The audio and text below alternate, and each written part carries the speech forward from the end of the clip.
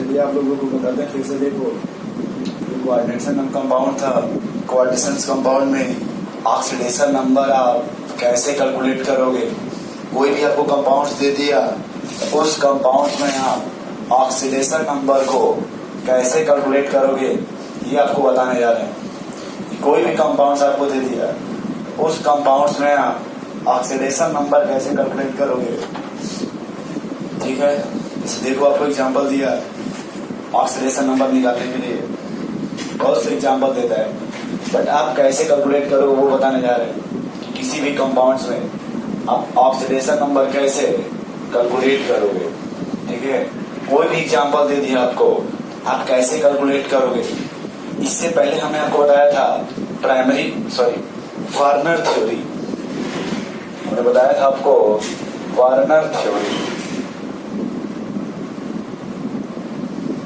ये और वार्नर ने कहा था कि metal have two type of linkage, metal have two type of linkage, किसी भी मेटल्स के पास have two type of linkage, two type of linkage. इसी लिंकेज को ही आप ब्रैकेट में क्या बोलते हो, वैलेंसी। इसी को क्या बोलते हो, वैलेंसी। तो अकॉर्डिंग टू वर्नर ने कहा टू टाइप ऑफ लिंकेज, उसको क्या बोलते हो, वैलेंसी। पहला आपका था प्राइमरी वैलेंसी और दूसरा आपका था secondary valency. Secondary valency, primary valency जो है ये आपको इंफॉर्मेशन देगा ऑक्सीडेशन नंबर का, तो ये इंफॉर्मेशन देगा आपको कोऑर्डिनेशन नंबर का। ये प्राइमरी वैलेंसी आपका आयनाइजेबल है, आयनाइजेबल। ये आपका नॉन आयनाइजेबल है। ये लिख सकते कि may be change, may be change. ये लिख सकते हो नॉट चेंज। देख लो, ये प्राइमरी वैलेंसी क्या बताएगा, इंफॉर्मेशन ऑक्सीडेशन नंबर। तो सेकेंडरी वैलेंसी क्या बताएगा, कोऑर्डिनेशन नंबर, ऑक्सीडेशन नंबर। और ये बताएगा कोऑर्डिनेशन नंबर, ये आपको बताएगा कोऑर्डिनेशन नंबर। इतना आपको बताया गया था पिछले लेक्चर्स में। अब यही चलो बता रहे हैं आपको कि ऑक्सीडेशन नंबर आप कैसे कैलकुलेट करोगे। तो लिखो questions, find out oxidation number. लिखो find out oxidation number in the following compound, in the following compounds। Given compound से आप कैसे ऑक्सीडेशन नंबर कैलकुलेट करेंगे। आपको बहुत से कंपाउंड दिया, find out oxidation number in the following compounds. जैसे लिख लो K4 FeCN6, या दूसरा लिख लो K3 FeCN6, या लिख लो निकिल CO4, या लिख लो जिंक H2O6 SO4। ठीक है, आपको निकालना क्या है, ऑक्सीडेशन नंबर। तो फर्स्ट ऑफ ऑल आप देखो क्या करोगे, यहाँ पे आपको कैटायंस दिया है, इसको जब वाटर में डिजॉल्व करोगे ऐसे देखो, हम लोग हमेशा जो ऑक्सीडेशन नंबर निकालते हैं वो मेटल्स का निकालते हैं। किसका निकालते हैं, मेटल्स का। तो जिसका निकालोगे उसका ऑक्सीडेशन नंबर X मान लीजिए। क्या मान लीजिए, X प्लस। इससे पहले ये अगर कैटायंस है तो इस पे चार्ज कितना आएगा, एक पोटेशियम पे एक प्लस आता है, एक पोटेशियम पे एक प्लस आएगा। तो जब ये S ब्लॉक का है तो 4 पोटेशियम है तो यहाँ 4 प्लस हो जाएगा, +4 ये ब्रैकेट में। या ऐसे भी लिख सकते हो +4 ये ब्रैकेट में प्लस फिर ब्रैकेट में, एक साइनाइड पे -1 होता है तो 6 साइनाइड पे -6 हो जाएगा बराबर। अब आप देखो इस कॉम्प्लेक्स पे कोई चार्ज नहीं है, जब कोई नहीं है बराबर क्या लिखोगे 0। फिर इसको सॉल्व करोगे तो आएगा +4 + x -6 बराबर 0, x -2 बराबर 0, x बराबर ये +2 आ गया ऑक्सीडेशन नंबर। देखो फिर से जिस कंपाउंड का निकालना है, जिसका भी निकालना है उसका आप x मान लो, फिर देख लो कि किस तरह का लिगेंड है और उस लिगेंड पे चार्ज कैसा है। जैसे देखो ये पोटेशियम है, 3 पोटेशियम है, एक का +1 होता है, 3 पोटेशियम का +3 प्लस मेटल का X प्लस एक साइनाइड पर जानते हो -1 होता है तो ये ब्रैकेट हो जाएगा -6 बराबर 0। तो यही लिखोगे आएगा +3 + x -6 बराबर 0, तो x -3 बराबर 0, तो x बराबर कितना हो जाएगा +3।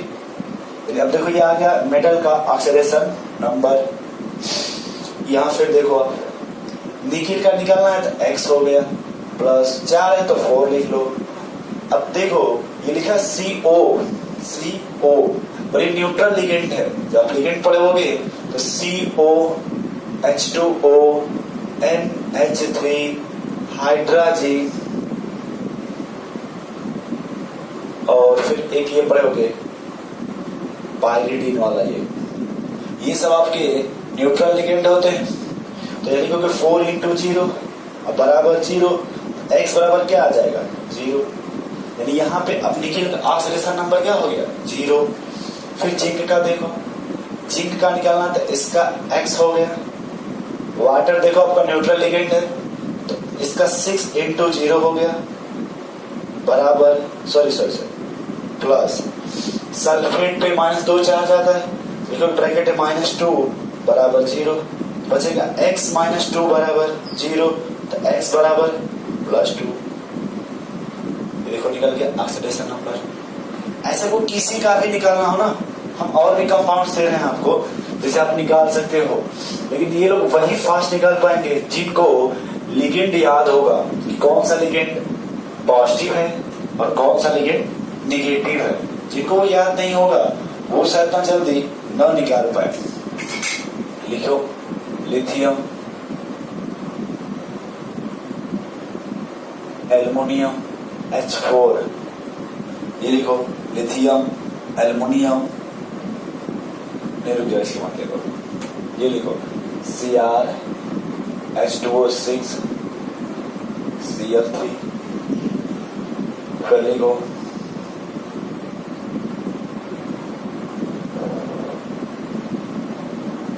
निकिल Cl4 -2, या फिर लिखो निकिल CN4 -2, ठीक है। और फिर एग्जांपल्स लिखो CO। अब देखो यहाँ पे ये कोबाल्ट मेटल है CO NH3 H2O3, इसका कैलकुलेट करो, देखो कैसे करोगे। हमने कहा मेटल्स का क्या मान लीजिए आप X, ये देखो क्रोमियम आपका मेटल्स है X +6 ब्रैकेट में, वाटर आपका न्यूट्रल लिगेंड है, और जब वाटर आपका न्यूट्रल लिगेंड है तो 6 और ब्रैकेट में क्या हो गया 0 और +3 × ब्रैकेट -1 बराबर 0, x -3 बराबर 0, तो x बराबर +3। देख लो डायरेक्ट भैया, ये आपका न्यूट्रल लिगेंड है, ये आपका नेगेटिव लिगेंड है, एक नेगेटिव -1 होता है, 3 नेगेटिव तो -3 हो गया, और यही -3 जब आप इस साइड कर दोगे तो +3 हो गया। ठीक उसी प्रकार ये निकिल का देखो x प्लस, ये डायरेक्ट देख लो, एक क्लोरीन पे -1 होता है ना, तो 4 क्लोरीन तो -4 हो गया, तो लिख सकते हो x -4 बराबर -2, तो x बराबर +2 हो जाएगा। यहां देखो x -4 बराबर -2, x बराबर कितना हो जाएगा +2। ये देखो CO का x +3 इंटू, अब ये एमीन है और एमीन आपका न्यूट्रल लिगेंड है, ये क्या हो गया 0 प्लस वाटर भी क्या है न्यूट्रल लिगेंड है, इस पर +3 कर लीजिए, ये भी हो गया 3 इंटू 0 बराबर +3, x बराबर कितना हो जाएगा +3। नोट कर लो इसको। अब इसी में डाल सकते हैं क्या इस वाले को, ये देखो इसी को एक तरीका और लिखने का, इसी क्वेश्चंस को एग्जाम में क्या करेंगे कि 4 पोटेशियम है, 4 पोटेशियम यहां से हटा दीजिए और वो इसी को ऐसे लिख देंगे FeCN6 -4 अब देखो सॉल्व कैसे करोगे इसका x माइनस, क्योंकि एक Cn का -1 होता है तो 6 Cn है तो -6 बराबर -4, x बराबर कितना हो जाएगा +2। ये भी देखो +3 है ना, ठीक है। अब इसको हटा दीजिए और इस पर क्या आ जाएगा -3, तो फिर इसी को लिखो, देखो कैसे लिखो, मेटल से कितना हो गया x, एक साइनाइड पे -1 तो 6 साइनाइड है तो -6 बराबर -3, x बराबर +3। देख लो, अब एक ऐसे बोल दे सकते हैं, ये तो न्यूट्रल लिगेंड है, हाँ इसको चाहे तो आप चेंज कर सकते हो, देखो कैसे चेंज करोगे आपको कुछ नहीं करना, बस देखते रहो, बस देखो कैसे चेंज करोगे। ये सल्फेट है, अगर इसको हटा दिया जाए तो इसका दूसरा जो एग्जाम्पल बनेगा ऐसे बनेगा जिंक H2O6 +2, तो लिखोगे इसका x +0 बराबर +2, x बराबर +2। ये आपका देखो क्या हो गया ऑक्सीडेशन नंबर हो गया, क्या हो गया ऑक्सीडेशन नंबर।